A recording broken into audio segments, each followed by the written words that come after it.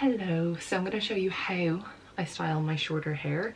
You might have seen on my Instagram recently I cut it like less than a week ago. So obviously the way I style it now is slightly different because the way I used to style it when it was longer, it doesn't really suit when it's shorter. So for anyone who's recently cut their hair, or for anyone who has shorter hair, then this might be helpful for you. I'll run through all of the products and the tools that I use and all of that, and hopefully it'll be a quick and easy tutorial. I say that all the time, and then usually I end up speaking way too much, but we'll try and make it short. So just for reference, obviously I'm going to use a lot of product because I have thick hair and a lot of hair and it's naturally dry.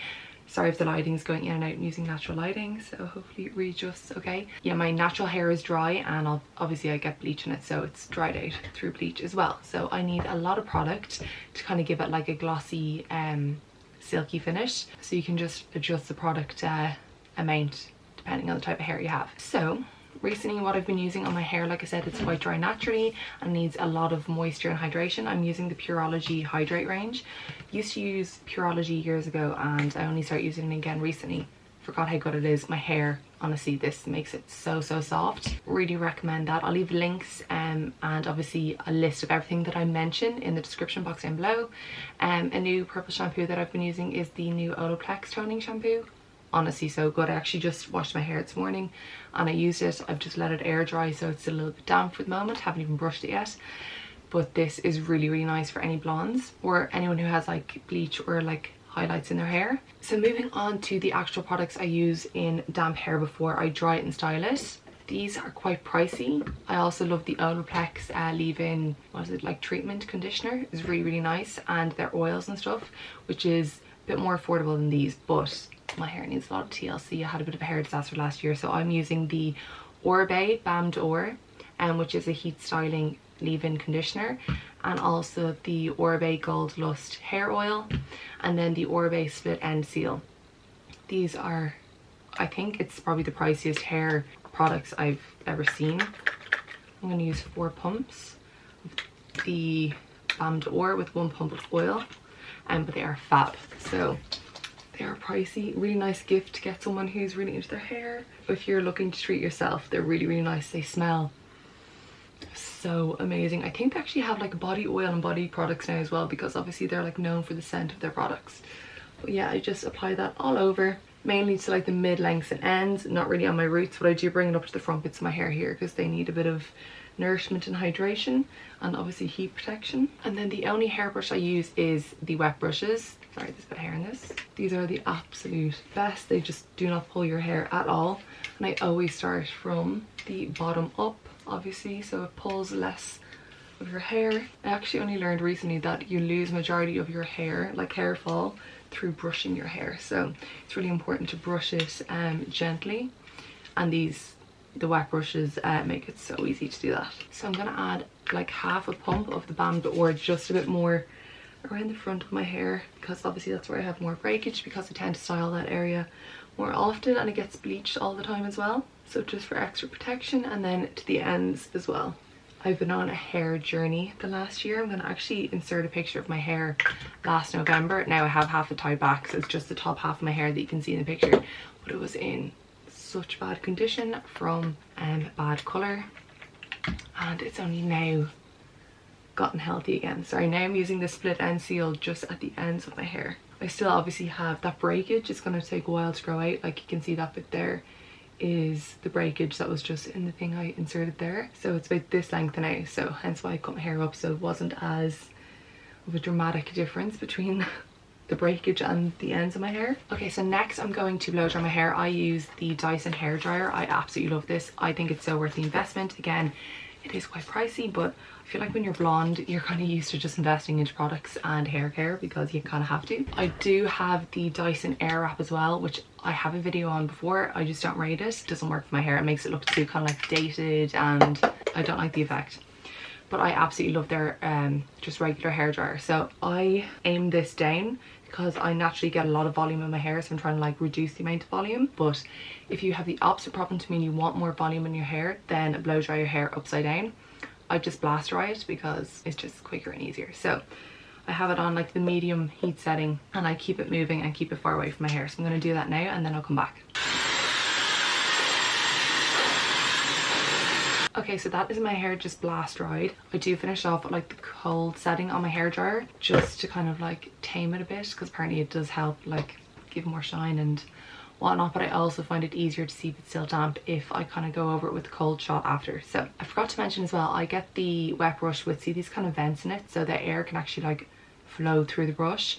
So it's really good if you actually blow out your hair with your hairbrush like this, the hairdryer air can like pass through it, compared to a brush like this where it can't. The next tool I'm going to use is my GHD. This is the Platinum Plus one.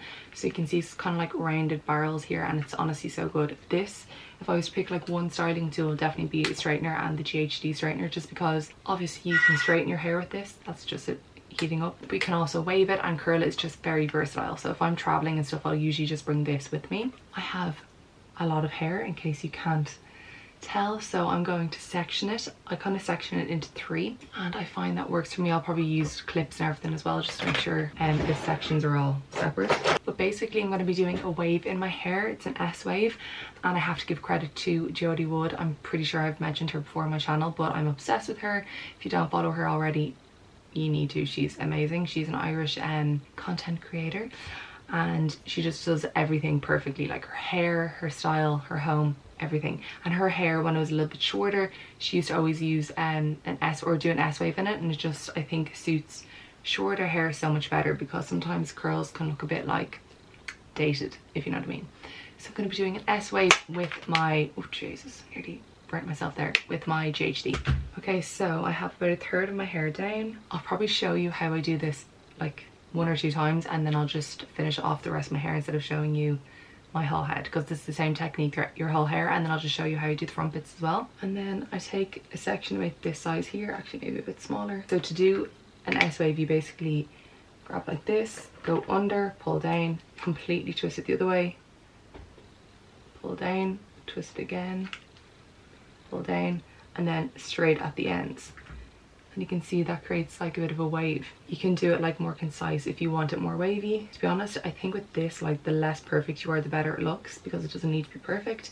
It actually looks better if it's kind of messy. So the same again here, turning it down, back the other way. You want to make sure you're like completely rotating your hands as well, and then just straightening at the ends, because I like that look instead. It looks kind of more lived in and relaxed. Take down that little section here. Once you get the hang of this as well, it's actually so quick, and you don't really need to fix it the day after, because once you kind of like sleep in it, it just makes it look more like lived in, if you know what I mean. So it's actually really easy to maintain, and you kind of end up doing like less heat on your hair as well, because you don't need to go in and fix it up. Sometimes I'll kind of like just straighten out the roots here to make sure there's not too much volume at them. So you can like alternate which way you start with each piece.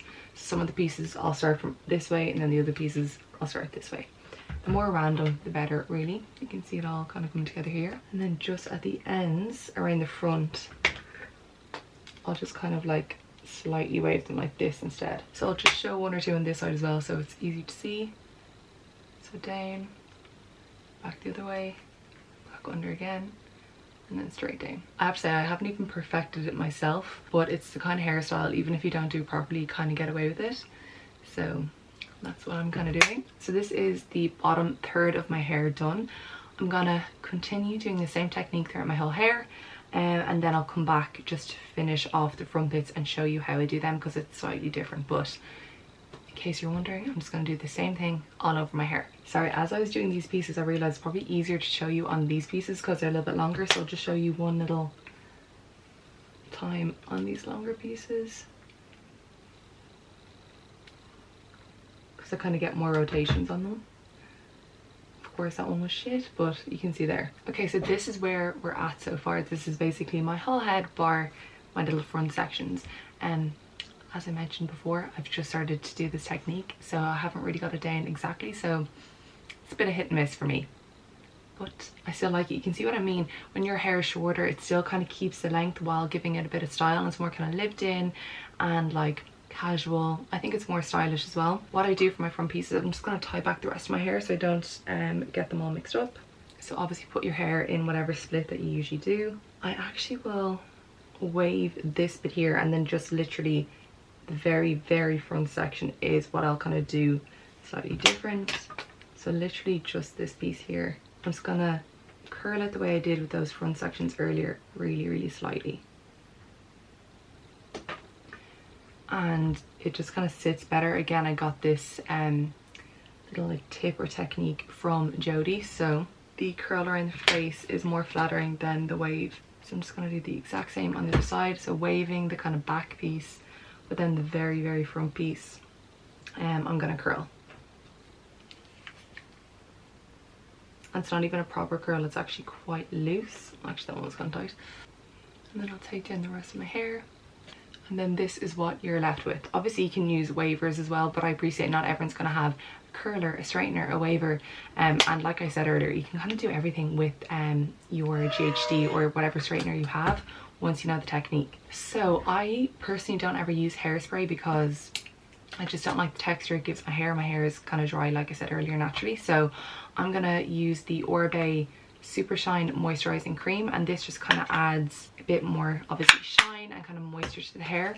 And see, like this bit here, it kind of tames the hair a bit more. It makes it more glossy, which is what I need. Obviously, depending on your hair, you can use different products. If you need hairspray, you can do that. Or if you've kind of dry, thick hair like me, you can use Shine Serum. This one is honestly so fab. You can see already the look that gives. I mean, it is pricey, so for the price it would want to be good, but it is very nice. And again, it smells so good. And then whatever's left on my hands, I'll kind of just use really lightly for the kind of top bits of my hair, for any like flyaways or smaller pieces of hair. And then this is the final results. So hopefully I explained it well enough and you guys enjoyed it. So if you did, please give the video a thumbs up and subscribe if you're not already. Leave in the comments down below any other kind of videos that you want me to film, any other hair tutorials, makeup, hauls, whatever it might be, vlogs. I'm open to suggestions. And if you're thinking of cutting your hair, this is your sign. That's actually what I captioned my Instagram picture as well, because you know, when I'm scrolling, sometimes if I see something like that, I'm like, that's it, I'm doing it. So thank you guys so much for watching, and I'll see you in my next one. Bye.